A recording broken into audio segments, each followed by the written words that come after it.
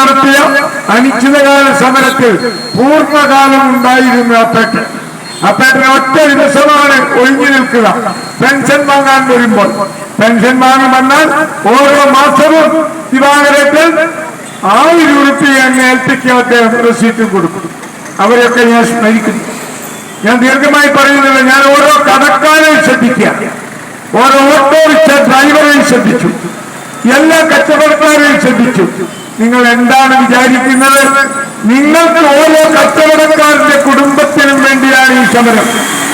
ഓരോ ഓട്ടോറിക്ഷ തൊഴിലാളികൾക്കും വേണ്ടിയാണ് ഈ സമരം.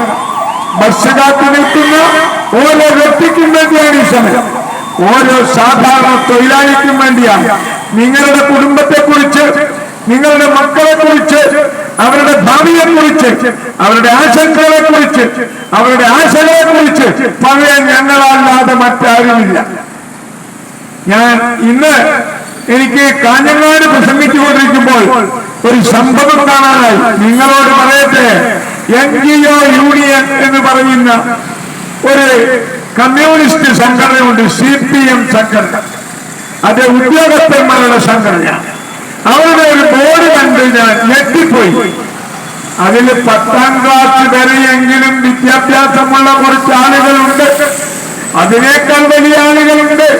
അവർ എഴുതി വെച്ചിരിക്കുന്നു, ജനപ്രിയ ബജറ്റ് അവതരിപ്പിച്ച ഇടതുപക്ഷ സർക്കാരിന് ഹൃദയാഭിവാദനം. നിങ്ങൾക്ക് മനസ്സിലായോ? ബജറ്റ് എന്ന് പറഞ്ഞാൽ വരവിനനുസരിച്ച് ചെലവപ്പിക്കാനും ചെലവിനൊക്കെ വരവുണ്ടാക്കാനുള്ള കണക്കുകൂട്ടലാണ് ബജറ്റ്. ആ കൂട്ടിയ കണക്കാണ് ബജറ്റ്.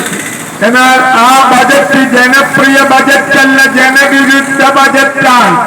കാരണം ഗവൺമെന്റ് ഈ കൊല്ലത്തെ ബജറ്റിൽ മദ്യക്കച്ചവടത്തിലൂടെ ഉണ്ടാക്കാൻ ഉദ്ദേശിച്ചത് 11,000 കോടി രൂപയാണ്. 14 ജില്ലകളിൽ നിന്ന് 11,000 കോടിക്ക് കുടിപ്പിക്കാൻ ഒരു ജില്ലയിൽ നിന്ന്, കണ്ണൂരിൽ നിന്ന് ചുരുങ്ങിയത് 1000 കോടി 50 ലക്ഷത്തിന് നിങ്ങളെ കുടിപ്പിക്കും. ആരെയൊക്കെ നിങ്ങളെ കുടിപ്പിക്കും? നിങ്ങളുടെ മകളുടെ ഭർത്താവിനെ കുടിപ്പിക്കും, നിങ്ങളുടെ മക്കളെ കുടിപ്പിക്കും. പെണ്ണുങ്ങളെ, നിങ്ങളുടെ കുടുംബത്തെ കുടികൊണ്ട് തുലയ്ക്കാനാണ് ഈ ജനപ്രിയ ബജറ്റ് അവതരിപ്പിച്ചത്. വിവരമുള്ള കമ്മ്യൂണിസ്റ്റുകാർ പരസ്പരം ചോദിക്കണം, അയാൾ പറഞ്ഞത് ശരിയല്ലേ?